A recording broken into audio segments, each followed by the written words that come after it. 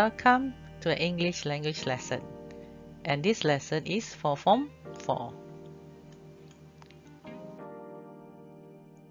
The unit is still Unit 1, and then the topic Let's Chat. So if you have watched the first video, this is the second part of the lesson based on the textbook Full Plus Plus 4.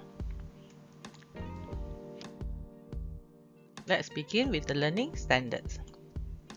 Here we have the main skills. They are Speaking 2.1.1, explain simple content on familiar topics from what they read and hear.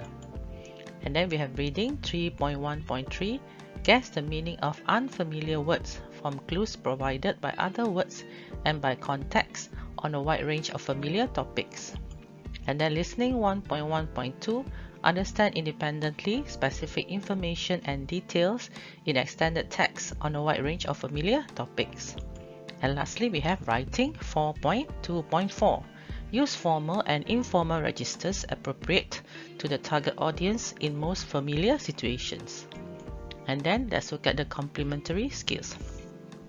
Here we have Listening 1.1.5, understand independently more complex questions on a wide range of familiar topics.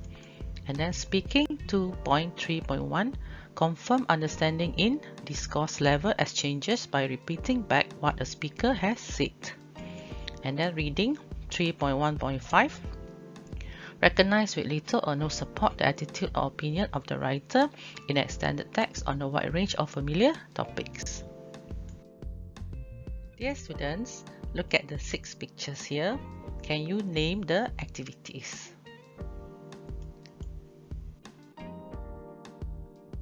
Here we have the answers. So picture 1 is playing video games. Picture 2 will be playing American football.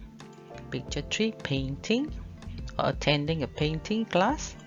And then paragliding. And then you have cycling. Lastly, bungee jumping. Now we are moving on to speaking. So which activities are better for groups and which are for individuals? Which activities are popular with people of your age group? Do you do any of the activities? Which activity would you like to take up?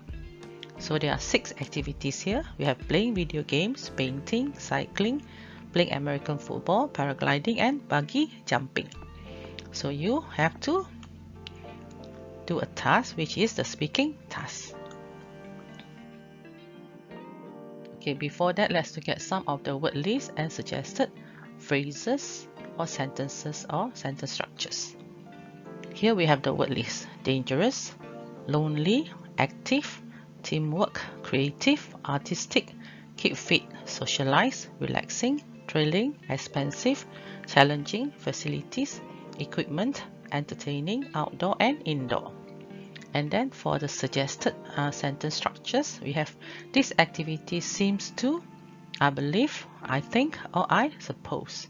In my opinion, helps you. People my age are interested in. People my age are crazy about. People my age can't stand. It's an ideal activity for those who like. I like to take up because. Okay. For your speaking activity, remember that you have to speak clearly. Don't worry if you make a mistake. Correct yourself if you can. Otherwise, just continue speaking. If you can't remember a word, don't stop speaking. Try to find another word which has similar meaning. Dear students, you can use this Padlet to record your conversation. Just press on the plus button and then you can start recording your audio, or you can record it earlier and upload it.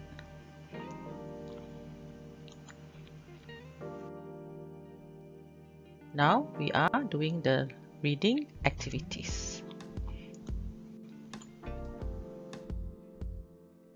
So here you have to read. This is an article from Brick to Smartphone, the evolution of the mobile phone. So the question is, you're supposed to discuss, do you think the mobile phone is a useful invention? Why? And how much have mobile phones changed in the last 5 years. Now read the text quickly. Which sentence best summarizes the text? You choose either A, B, C or D. So A, there are a lot more mobile phones in the world today than in the past. And B, the mobile phone is one of the most important inventions. C, mobile phones have changed a lot since the first one was invented. And D, people are finding new ways to use mobile phones.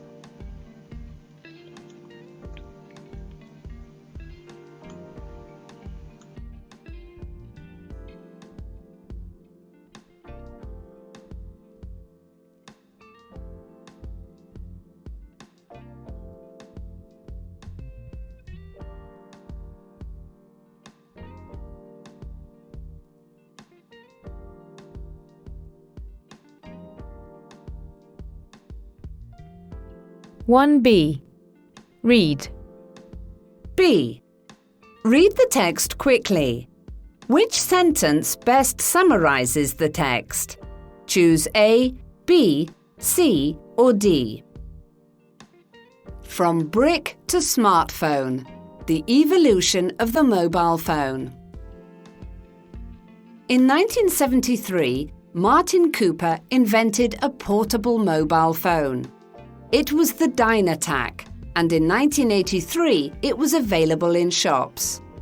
Dynatac phones were large and weighed about a kilogram.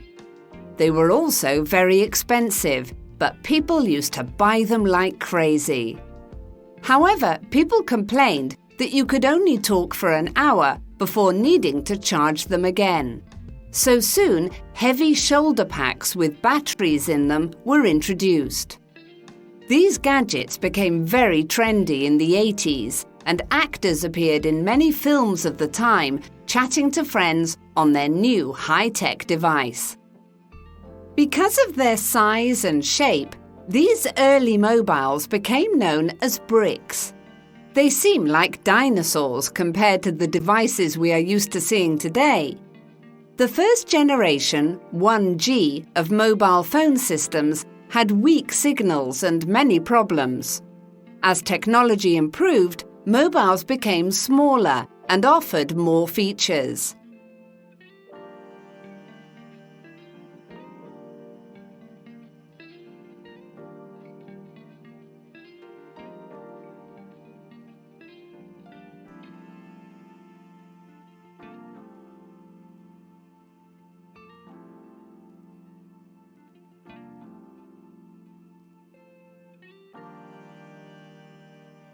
In the 90s, the introduction of 2G mobile systems meant improved reception over wider areas. They also included the ability to send small amounts of data, such as short message service, SMS messages. The first SMS was sent in the UK on the 3rd of December 1992. Today, over 2 trillion text messages are sent every year. Mobiles continued to improve, with coloured screens and a wide variety of ringtones. Another important development was the introduction of cameras on mobile phones. Camera phones became hugely popular and changed the world of journalism. In 2004, the Indian Ocean earthquake was the first event in which most of the videos on the news were provided by camera phones instead of professional camera crews. In the early 2000s, 3G mobile internet was introduced, which made it possible for people to use a new generation of smartphones.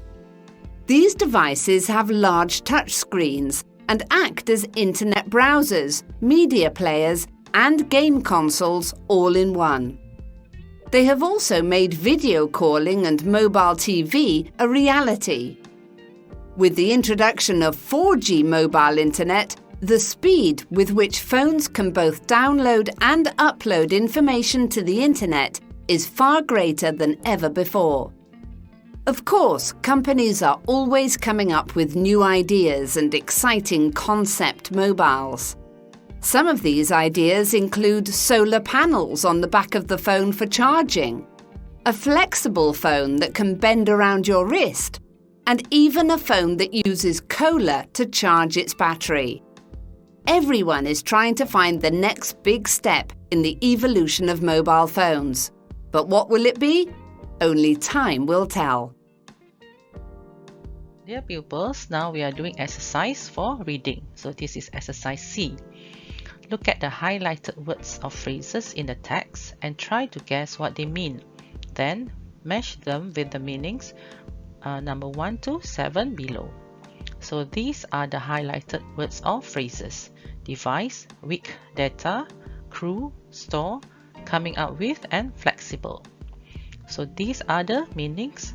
The first one, think or suggest. 2, not strong. 3, easy to bend. 4, information. 5, group of people with special skills working together. 6, keep information. And the last one is gadget. Dear pupils, here are the answers for exercise C. Think or suggest will be coming up with. Not strong is weak. Easy to bend, flexible. Information will be data. Group of people with special skills working together is crew. Keep information is to store. And then gadget is device. Dear pupils, now this is exercise D. So read the text again and write T for true, F for false, or NM for not mentioned. So the first one we have Dynatec phones weren't very popular when they first appeared in shops. So is it true or false or not mentioned? So the answer is false. Number 2, people complained about the heavy shoulder packs. So answer is not mentioned. Number 3, the first mobile phone was nicknamed Dinosaur. So it is false. You couldn't send SMS messages before the 1990s. Answer is true. Videos from mobile phones of the Indian Ocean earthquake weren't allowed to be used on news programs. Answer is false. And then number 6, smartphones became possible because of 3G network technology. So answer is true. And the last one, solar-powered mobile phones will be available in the next 10 years. So it is not mentioned. Dear pupils, now we are doing the vocabulary section. You have to read 8 sentences here, and then there are verbs in bold. So what do the verbs mean? Then you have to match them with the definitions. They are A to H. So let's look at the definitions. A, talk about something in order to come to a decision. B, shout. C, say that you are not pleased with something. D, make somebody understand something. E, talk about other people and their private lives. F, speak about or refer to something without using many words. G, talk informally, usually with a friend. H, speak angrily because you disagree. So let's look at the sentences. Number 1, my sister and I are always arguing about who will do the washing up. So arguing means H, speak angrily because you disagree. Number 2, did Sam mention where he was going? So mention means F, speak about or refer to something without using many words. And then number 3, Mr. Smith explained the rules of the game so everyone could play. So explained is D, make somebody understand something. Number 4, be quiet. Linda yelled at me. So yell means B, shout. Number 5, we need to discuss the problem with Mark. So discuss is A, talk about something in order to come to a decision. And then we have number 6, I spent all morning chatting with Jenny on the phone. So chatting is G, talk informally, usually with a friend. And then number 7, I'm going to complain to the manager about the service. It's horrible. So complain is C. Say that you are not pleased with something. And then number 8, you shouldn't gossip about other people. It's rude. So gossip is E. Talk about other people and their private lives. Now we are doing exercise B for vocabulary. Look at the nouns below. Which verbs do they derive from? So the first word is invention. So it is from the word invent. Information, the original word is inform. And the last one, development. Development, the word is develop. So now let's complete the sentences here with the correct form of the words in brackets. So we have 1, imagine, number 2, express, number 3, argue, number 4, invite, number 5, create, number 6, improve, and number 7, discuss. So Danny, try to use your answer will be imagination a bit more when writing stories. And then number 2, did you see the answer will be expression on her face when we told her the news? She was shocked. Okay, number 3, after the argument with his parents, Ted stayed in his room all evening. Number 4, I can't come to the concert, but thanks for the invitation. Number 5, this dress is the fashion designer's latest creation. Number 6, I've noticed great improvement in your work since you started studying more. Okay, number 7, the teachers had a discussion about what to do for this year's school play. So here we are going to learn grammar, which is suffixes. So what is a suffix? Suffix is a letter or group of letters added at the end of a word which makes a new word. So let's look at the spelling. Okay, often the suffix causes a spelling change to the original word. So that's why we have here a lot of nouns are formed by adding a suffix such as ion, ation, and ment to a verb. So pay attention to the spelling irregularities. For example, introduce, introduction, receive, reception, decide, decision, and explain, explanation. Now let's learn some suffixes. So here are common suffixes and the example. First of all, you have noun suffixes. So there are many here. For example, age, al, ance or ence, dom, ee, er, or, hod, ism, ist, ity or ty, ment, nens, ry, ship, sion, tion, xion. For example, the first one, we have the word baggage, village, postage. And then you have arrival, burial, deferral. And then you have reliance, defense, insistence. And then we have boredom, freedom, kingdom. EE will be employee, payee, and trainee. And then the next one, ER or OR, driver, writer, director. Hood, we have brotherhood, childhood, neighborhood. And then we have the next one, capitalism, Marxism, socialism. And then we have again the same thing, capitalist, Marxist, socialist. And then with the ITY or TY, brutality, equality, cruelty. And MENT, we have amazement, disappointment, parliament. And then we have happiness, kindness, usefulness. And then the next one, RY, entry, ministry, robbery. And then we have ship, friendship, membership, workmanship. And the last one is expression, population, complexion. Next, we're going to look at adjective suffixes. So there are many here. For example, we have ABLE or IBLE, drinkable, portable, flexible. AL will be brutal, formal, postal. EN, we have broken, golden, wooden. ESC, like Chinese, Japanese, Vietnamese. forgetful, helpful, useful. I can be Iraqi, Pakistani, Yemeni. And IC can be classic, Islamic, poetic. Ish will be British, childish, Spanish. And then we have the next one, IVE, active, passive, productive. And then IAN, such as Canadian, Malaysian, Peruvian. And then less, homeless, hopeless, useless. And LY like daily, monthly, weekly, yearly. And iOS you have cautious, famous, nervous.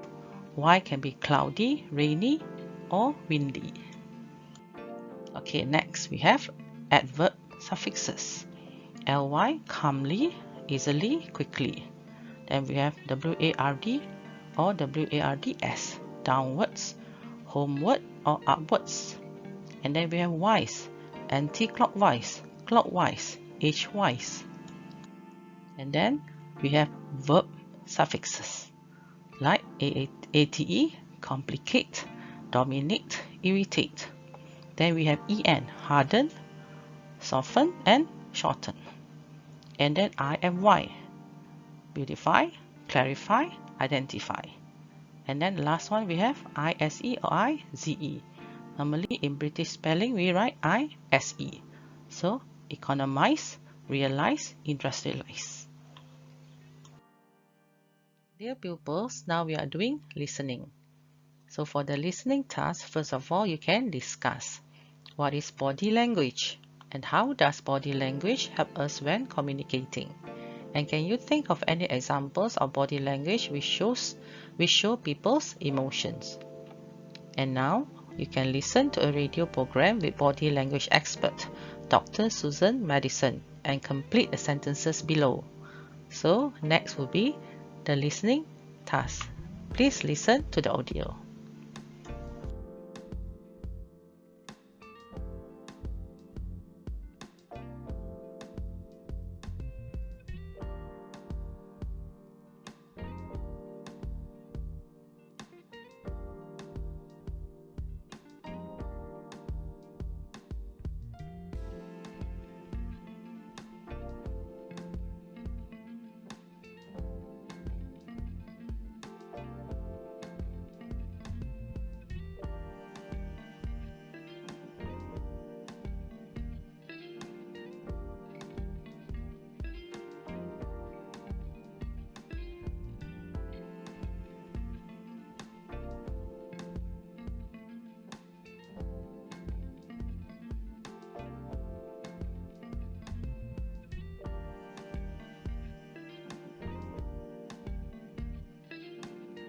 Listen.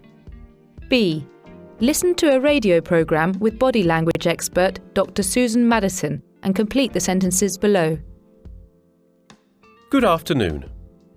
Today with us we have a special guest, Dr. Susan Madison, who is a body language expert. Welcome, Susan. Hello. Now, you're going to talk to us about the messages we send out to other people, not through words, but through movements and changes in our bodies, right? Yes, body language is a very important form of communication. Reading body language signals can be a helpful way to understand one another better. It certainly is very useful for parents who worry and complain about not communicating well with their teenage children, because what their mouth doesn't say, their body will.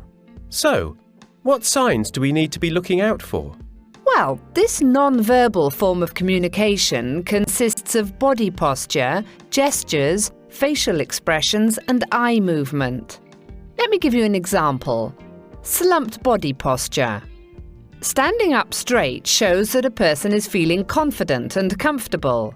But if your teenager is walking in a slumped position, he or she may well be feeling self-conscious.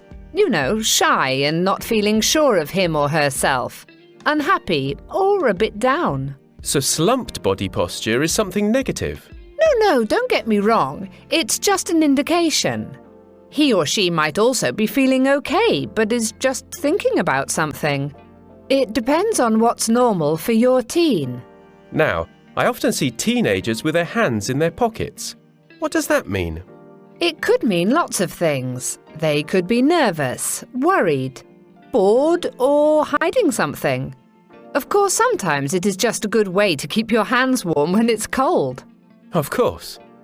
So there is a lot to think about when trying to understand body language. Yes, and I haven't even told you about eye movement yet. It is very common for teenagers to not want to make eye contact with adults. If they are not able to look you straight in the eye, this can mean that their self-confidence has not developed yet. Isn't it also a sign of lying? Yes, often when a person knows that what they are saying is false, they look down as they don't want to look at the other person in the eye. Another important sign is if they look up and to the left as they are talking to you. This is a common sign of not telling the truth. Very useful. Well, yes, but we must be careful. Most body language experts say that we need to look for at least 4 body language signals that mean the same emotion before we come to any conclusions. So, in this case, apart from eye movement, we should look at the person's hand movements, as they can tell us. Now let's look at exercise B. So after you listen to the radio program, you have to complete the sentences below. Understanding body language can be useful for worried. Answer will be parents. Confident people usually stand up straight. Okay, number 3, apart from meaning something negative, slumped body posture can mean that someone is just thinking about something. And then number 4, someone with their hands in their pockets could be worried or bored. Number 5, teenagers don't look adults in the eye when they haven't developed self-confidence or when they are lying. Okay, number 6, people look up and to the left when they are lying. Okay, next, experts say that we should look for 4 or more signals before we decide what the body is saying. Dear pupils, now we are doing the writing lesson. So here you are going to write an informal letter or an email based on prompts. So read the email below and answer the questions. The questions are: who is writing the email? Why is this person writing? And then 3, what set phrases are used to begin and end the email? And then number 4, what makes this email informal? So let's look at the email. Hello Mark, how are things? I haven't heard from you for ages. Anyway, I've got some great news. As you know, I've been nagging my parents to get me a laptop for a long time. Well, guess what? They are getting me one for my birthday, which by the way is in 2 days. Isn't that incredible news?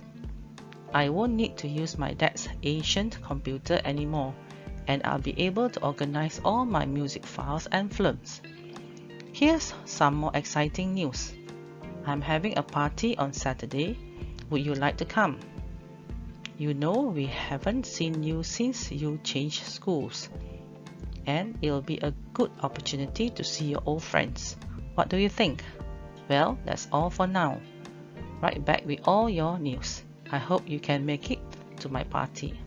Yours, Simon. So look at some of the notes that Mark has written. So there is the word great, sure, and tell him. Okay, the first question, who is writing the email? So answer will be Simon. So why is this person writing? So he's writing to give Mark his news and to invite him to his party. And then number 3, what set phrases are used to begin and end the email? So to begin will be, how are things? I haven't heard from you for ages. And then to end the email, well, that's all for now. Write back with your news. Okay. And then we have what makes this email informal. So the first one will be informal language and expressions are used, like anyway, as you know, Well, guess what? And then there are also questions like how are things? What do you think? And then there are short forms or contractions like haven't, I have, I've, and exclamations like well, guess what? And then you also have exclamation like. Okay, let's look at the text now or the email.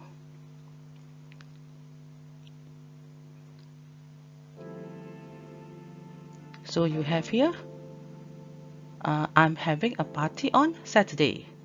So there's another exclamation mark. Okay, all these, the informal language or the informal expressions, and then the questions, the short forms or contractions and exclamations. Okay, they show that or they make this email informal. Now read Simon's email again and look at the notes Mark has made. Match Mark's notes with the points A, B, C, which show what he should include in his reply to Simon. So give news, A, B will be express enthusiasm, and C accept or refuse an invitation.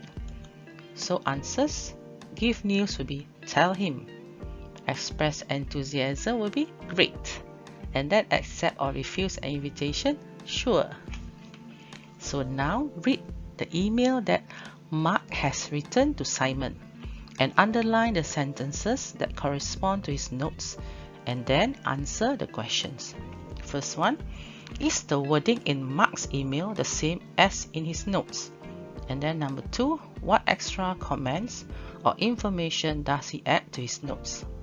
So let's look at the email. Hi Simon, sorry I haven't written for so long, but I've been quite busy with schoolwork. Thanks for the invitation, mate.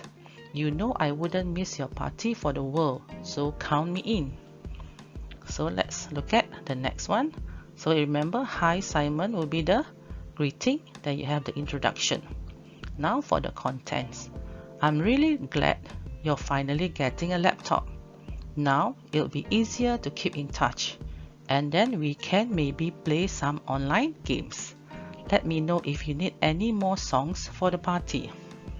So the next paragraph is also the content. Now let me fill you in with my news. My new school is okay and I'm doing quite well. However, I haven't made many new friends yet. There's this one guy though from my science class who seems quite interesting and is absolutely hilarious. He's into hip hop like me and actually raps quite well, so we are thinking of creating a band together. By the way, do you mind if I bring him along to your party? We can perform if you like.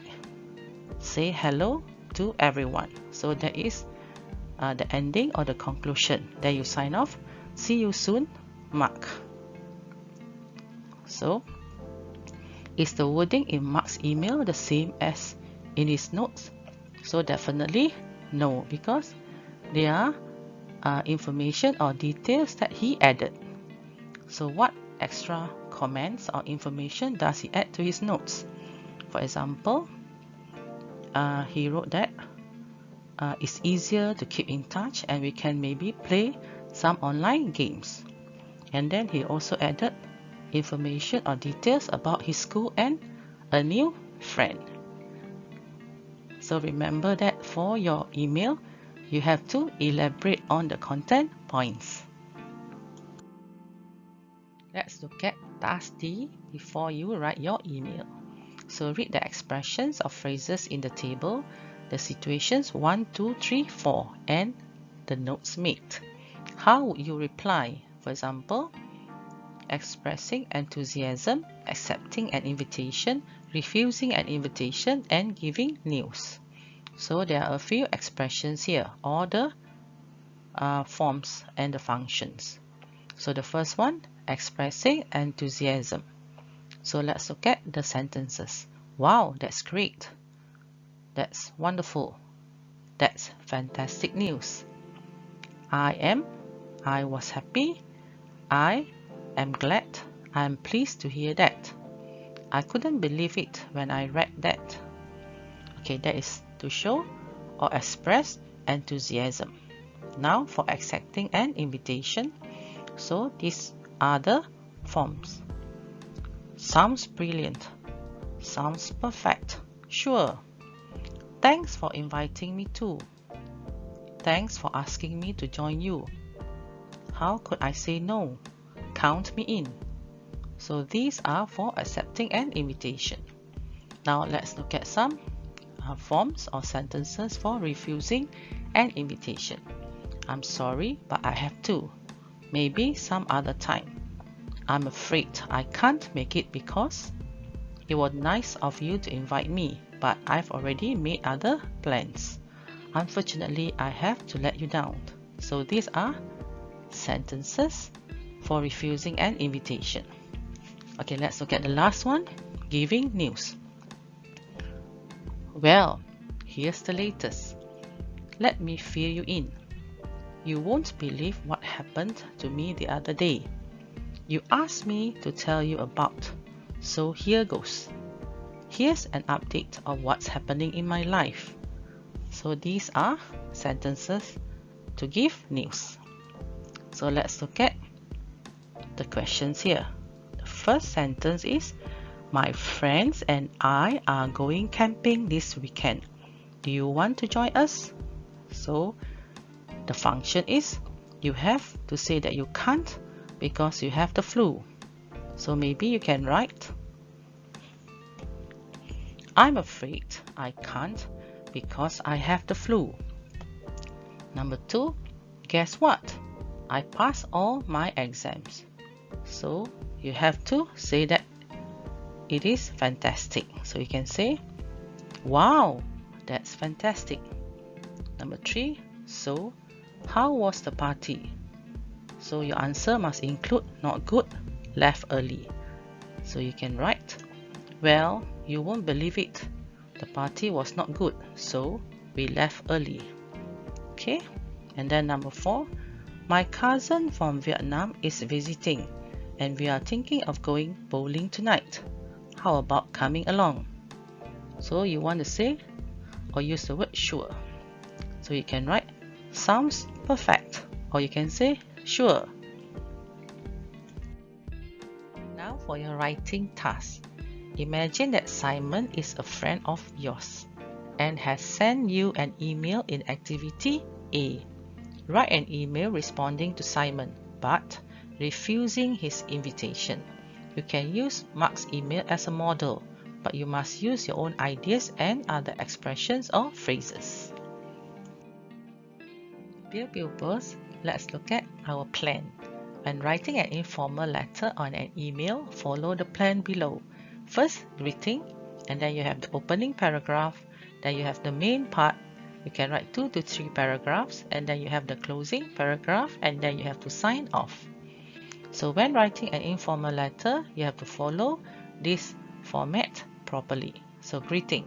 Greet the person you're writing to. Example, hello Frank, hi mom, dearest Jane, dear Uncle Greg. And you can even write dear brother, dear friend, or dear cousin. And then for the opening paragraph, begin your letter or email and say why you are writing. Use phrases like, how are you keeping? How are things? I hope everything's okay. Thanks for your letter or thanks for your email. Sorry I haven't written for so long, but it's taken me ages to reply, but I've been meaning to get back to you, but it was great to hear from you again.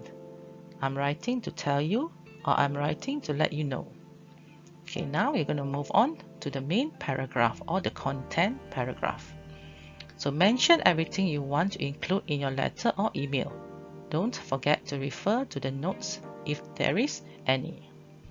Okay, next, closing paragraph. State anything you want to emphasize and end your letter or email. Use phrases like, I must go now. Well, that's all for now. Write back soon. Waiting for your letter. Waiting for your email. Waiting for your reply. I'm looking forward to hearing from you. Say hello to your parents or say hello to your friends. Give my love or give my regards to everyone. Keep in touch. Okay, then you have to sign off. Use a signature ending and then your first name below that. For example, the sign off should be yours, or bye for now, or hugs and kisses, or best wishes, or love, or all the best, or take care. Before you begin your writing, let's look at the tips. When writing an informal letter or an email based on prompts. Number 1, use the appropriate layout. So look at page 170 and then use informal language and expressions. For example, well, of course, anyway, you know, you see, actually, by the way. Okay, then use short forms or contractions like I'm, didn't, and then use exclamation. For example, that's great news. And then use direct questions. What are you up to? You should also use standard grammar and spelling conventions. Avoid forms such as wanna, see you, later, and etc. or etc.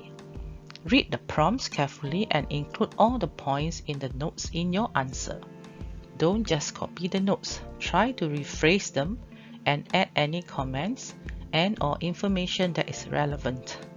Use appropriate expressions or phrases to express enthusiasm, accept or refuse an invitation, or give news and others. So you can refer to activity D. Dear pupils, let's look at sample essay 1 or the sample email.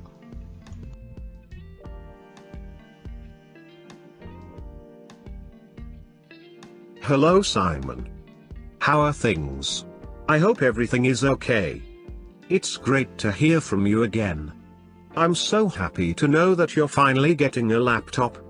It'll be easier for you to do online lessons with your teachers and complete some assignments that require surfing the internet for information. It's nice of you to invite me to your party this Saturday, but I've made other plans with my family. My father has planned to return to our village to visit my grandparents for months. He finally set the date last week after getting the green light from his office. I'm really sorry to disappoint you.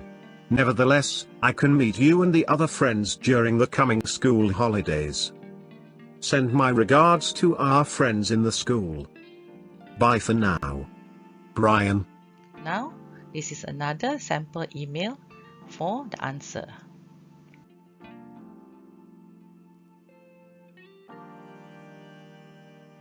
Hi Simon. Thanks for your email. I haven't heard from you for ages. Don't worry, I do understand the workload we both have in school, the tuition classes and music as well as art lessons. Remember that we used to drag our tired feet everywhere. Endless activities from Monday to Sunday. Wow. Congratulations for getting a laptop from your parents. I'm certain that it will come in handy for school assignments and competitions, as you need to write reports and attached pictures too. Remember to schedule your time properly, as you do not want to be reprimanded by your parents for indulging too much on online games and movies. Thanks for inviting me to your party, but I've to decline as on Saturday, I have to attend a workshop for the Red Crescent Society. As the president, I can't be absent, right? Well, I've to pen off now. Your friend, Brian. Dear pupils, now we have reached the end of our lesson for today. And then we did another lesson for Unit 1, Let's Chat. Do remember to subscribe to my channel. It is called Educator Omni Tube. I'm Madam Gan, signing off. Bye bye. See you in the next video.